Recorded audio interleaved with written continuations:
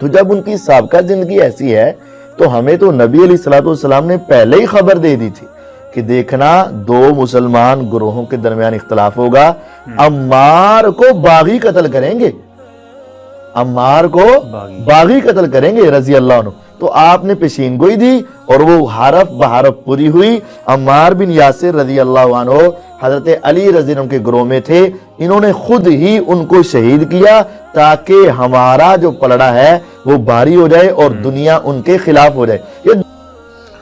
مسند امام احمد میں ایک حدیث ہے کہ جب عمار بن یاسر کی قتل کی خبر ملی جنگ صفین میں، تو ایک شخص آ کے عمر بن عاص کو بتاتا ہے کہ عمار قتل ہو گئے ہیں۔ تو حضرت عمر بن عاص بلند آواز سے پڑھتے ہیں انا للہ و انا الیہ راجعون، اور وہ بھاگتے ہوئے حضرت معاویہ کے پاس جاتے ہیں اور کہتے ہیں کہ معاویہ، تو عمار کو ہماری فوج نے قتل کر دیا، عمار قتل ہو گئے، اور میں نے رسول اللہ سے سنا تھا کہ عمار کو ایک باغی جماعت قتل کرے گی۔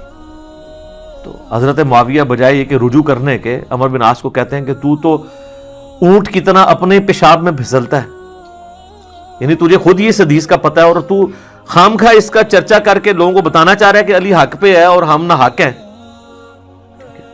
تو ہم نے اس کو مارا ہے، اس کو تو علی نے مارا ہے، نہ علی لاتا اس کو اور نہ وہ جنگ کے اندر قتل ہوتا ہے، یہ تو علی نے لا کے ہمارے نیزوں کے آگے اسے پھینکا ہے، نعوذ باللہ۔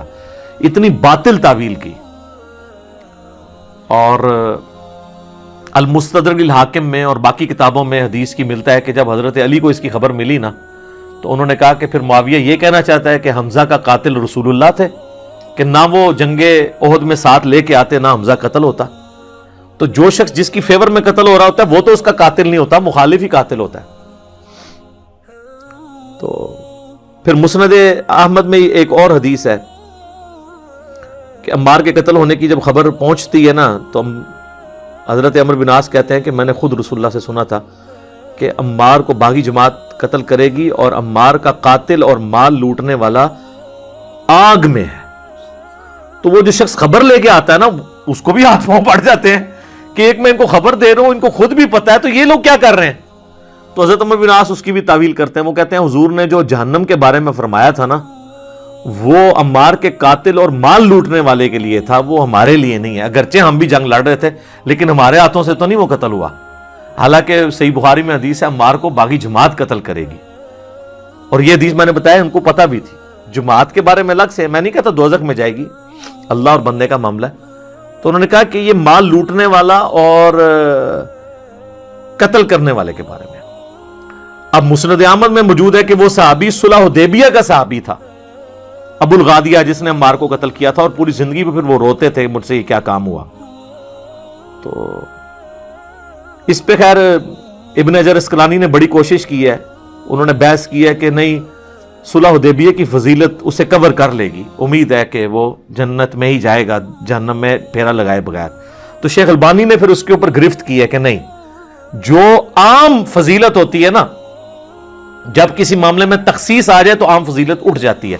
جب حضور نے فرما دیا نا کہ عمار کا قاتل اور مال لوٹنے والا جہنم میں ہے، تو اب یہ ایک تخصیص آ گئی ہے۔ جب تخصیص آ جائے نا تو حکم عام اٹھ جاتا ہے اس شخص کے لیے، لہذا آپ یہ تعویل نہ کریں۔ شیخ البانی یعنی انہوں نے حق گوئی کا مظاہرہ کیا۔ بہرحال یہ اللہ اور بندے کا معاملہ ہے، ہم کوئی کسی کی آخرت کا فیصلہ نہیں کرتے۔ بہرحال یہ حقیقت ہے کہ حضرت علی اپنی وفات تک ان لوگوں سے ناراض رہے ہیں۔ المصنف ابن ابی شیبہ میں موجود ہے، تابعی کہتے ہیں ہم نے حضرت علی کے پیچھے نماز میں قنوت نازلہ پڑھی ہے۔ حضرت علی قنوت نازلہ میں پڑھتے تھے اللہم علیک بمعاویۃ و اشیائہ و عمر ابن عاص و اشیائہ و ابا سلمی و اشیائہ، اس میں عمر بن عاص کا بھی نام ہے۔ اے اللہ معاویہ کے شیعہ اور معاویہ اور اس کے شیعہ کو برباد کر، ابا بن عاص اور ان کے شیعہ کو برباد کر۔ یہ حضرت علی قنوت نازلہ پڑھا کرتے تھے۔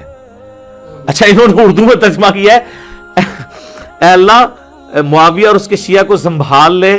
اب کیسا لفظ استعمال، لفظ آتا ہے نبٹ لے، وہ اب کہیں گے سنبھال مطلب ہے کہ انہوں نے سام، تو وہ تعویل کریں گے۔